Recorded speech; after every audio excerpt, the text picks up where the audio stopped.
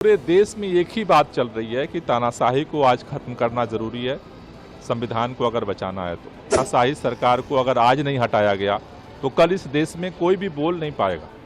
चाहे और इंडिया गठबंधन इस बार जो है यहाँ पर अपनी मजबूत उपस्थिति और जीत दर्ज करेगा। जिस तरह की निगेटिव राजनीति, नकारात्मक राजनीति भारतीय जनता पार्टी और माननीय प्रधानमंत्री जी के नेतृत्व में भारतीय जनता पार्टी ने किया है, मेरे ख्याल से उन्होंने सारी हदें पार कर दी हैं।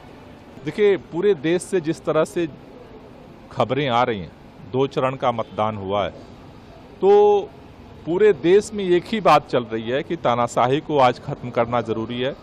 संविधान को अगर बचाना है तो, देश को अगर बचाना है तो पूरे देश में जनता के बीच में एक ही लहर है कि इस तानाशाही सरकार को अगर आज नहीं हटाया गया तो कल इस देश में कोई भी बोल नहीं पाएगा। चाहे वो छात्र हो, नौजवान हो, किसान हो, मजदूर हो, कोई भी तबका हो, अगर उसको दुख दर्द होगा वो बोल नहीं पाएगा। इसलिए संविधान को बचाने के लिए, लोकतंत्र को बचाने के लिए पूरे देश में लोग इस तानाशाही को हटाने के लिए वोट कर रहे हैं। गुजरात में भी हमें भरोसा है कि इस बार बड़ा परिवर्तन होगा और इंडिया गठबंधन इस बार जो है यहाँ पर अपनी मजबूत उपस्थिति और जीत दर्ज करेगा। प्रधानमंत्री मोदी लगातार अपने मन से अब ये कहने लगे हैं कि मेरे को लेकर, अमित भाई को लेकर जो है फेक वीडियोस तैयार की जा रही हैं, एक गलत नैरेटिव हमारे लिए बनाया जा रहा है। उस पर आपकी क्या प्रतिक्रिया? देखिए, पूरे देश में जिस तरह की निगेटिव राजनीति, नकारात्मक राजनीति भारतीय जनता पार्टी और माननीय प्रधानमंत्री जी के नेतृत्व में भारतीय जनता पार्टी ने किया है, मेरे ख्याल से उन्होंने सारी हदें पार कर दी हैं।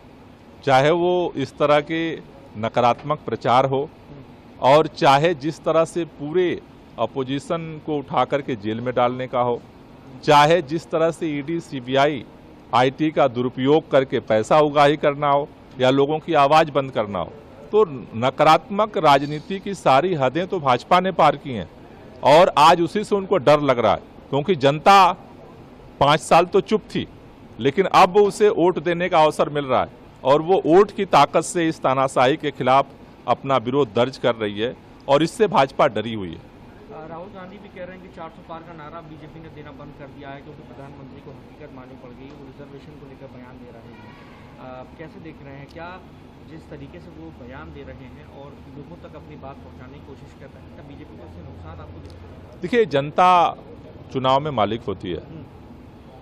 2 चरण के मतदान ने ये पूरे देश को संकेत दे दिया है कि तानाशाही हारने जा रही है इस चुनाव में और संविधान, लोकतंत्र और देश से जो लोग प्यार करते हैं, अपने हक के लिए जो लोग लड़ाई लड़ रहे हैं, वो उनकी जीत होने जा रही है। एक नई कंट्रोवर्सी सामने आई है सर, प्रिंसिपल रेवन्ना को लेकर।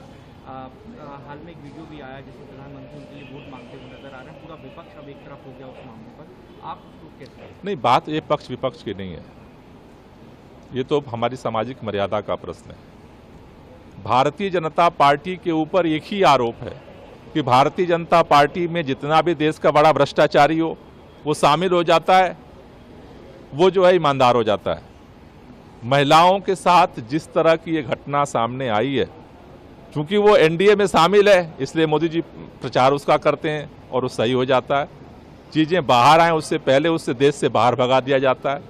तो भारतीय जनता पार्टी की जो कथनी है और जो करनी है, उसका अंतर पूरा देश देख रहा है और धीरे धीरे जितने तरह के इन्होंने गलत काम किए हैं उस सारों का चिट्ठा खुल रहा है।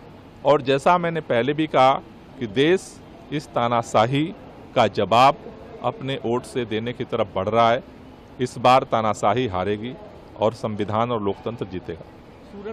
देखिए, पूरे देश से जिस तरह से खबरें आ रही हैं, 2 चरण का मतदान हुआ है, तो पूरे देश में एक ही बात चल रही है कि तानाशाही को आज खत्म करना जरूरी है।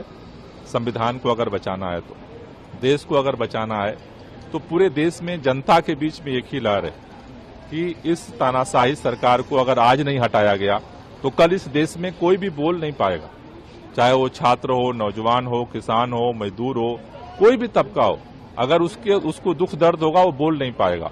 इसलिए संविधान को बचाने के लिए, लोकतंत्र को बचाने के लिए पूरे देश में लोग इस तानाशाही को हटाने के लिए वोट कर रहे हैं। गुजरात में भी हमें भरोसा है कि इस बार बड़ा परिवर्तन होगा और इंडिया गठबंधन इस बार जो है यहाँ पर अपनी मजबूत उपस्थिति और जीत दर्ज करेगा।